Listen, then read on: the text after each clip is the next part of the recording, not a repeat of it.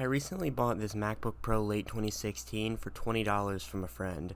This device has some cosmetic damage because one of the previous owners was a 12-year-old kid who decided to smash in the trackpad as well as intentionally crack the bottom part of the display for no reason. And he also bent the display back, causing permanent hinge damage and dents on the outside of the display. This Mac was taken from an e-waste recycler who was confused into believing that the previously mentioned 12-year-old kid was the original owner of the Mac and looking to receive his data back, along with a 2011 15-inch MacBook Pro. The kid then decided to damage the 2016 and then trade it off to my friend, who I bought it off of for $20. I also got the 2011 MacBook Pro, which I also paid $20 for. It was mostly untested, but it works fine with some minor inconsistent GPU issues and has no other faults. It had an EFI password on it, but I guessed it as 0000, and it has an Intel Core i7, and it's in pretty good condition surprisingly. The bigger fault with the 2016 MacBook Pro is that one of the previous owners, probably the original owner, water damaged it at some point, and the device has multiple faults due to that, preventing usage.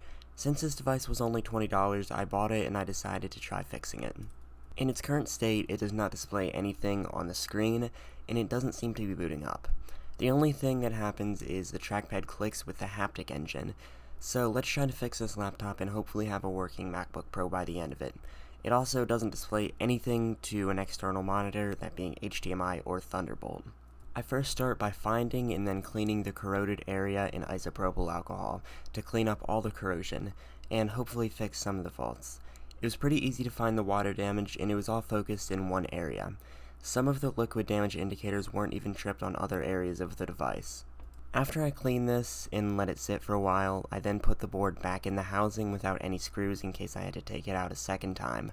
But after putting it back in the housing, the computer did nothing, so I removed it again and tried to clean it more thoroughly.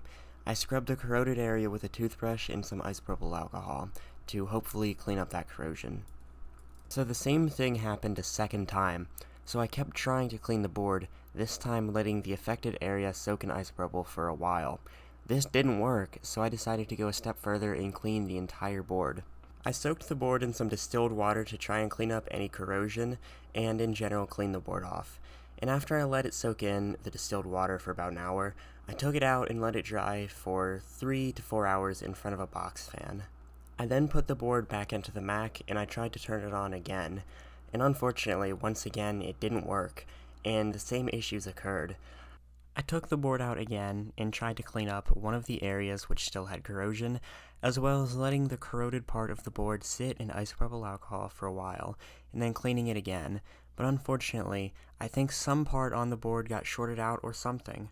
Comparing the corrosion to how it initially was, I think that there's a big difference. And if I was to sell this board, it probably would help to bring more money in its current condition compared to when I got it.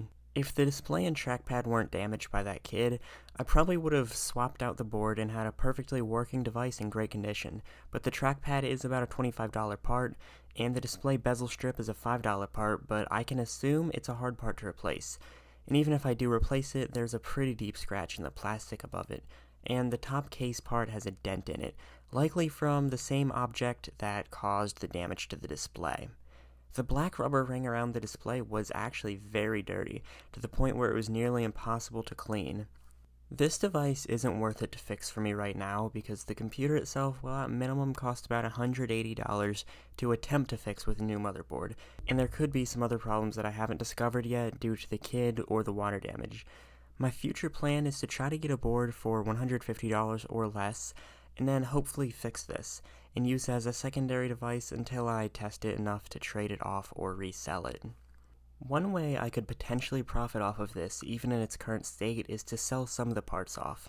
The bottom case sells on eBay for about $12, but the last sold listing was from October, and even in its current state, the broken logic board can probably sell for at least $20, and even an untested display would go for more than I paid for this entire laptop for parts. When I searched this Mac specs up by the serial number, it showed that it was a late 2016 base model with a 256GB SSD, 16GB of RAM, and the base model Core i7 processor.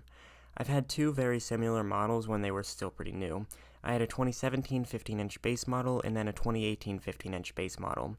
I got the 2018 when my 2017 had so many keyboard failures and overheating issues that Apple ended up replacing the entire computer with a 2018. I then traded that Mac in for a 2019 16-inch MacBook Pro when the display cracked somehow without me even knowing. While it's unfortunate that I couldn't get this laptop working, I didn't expect it to work when I purchased it, and I'm fine with this outcome. Maybe in the future I will make a video restoring it when I eventually buy parts and repair it, but I have many other things I want to do before that. With that said, this MacBook Pro is definitely a good price in my mind. This was my first repair video in a long time, so if you want to see more videos like this, you can subscribe, and if you enjoy the video, I'd appreciate it if you left a like, and goodbye.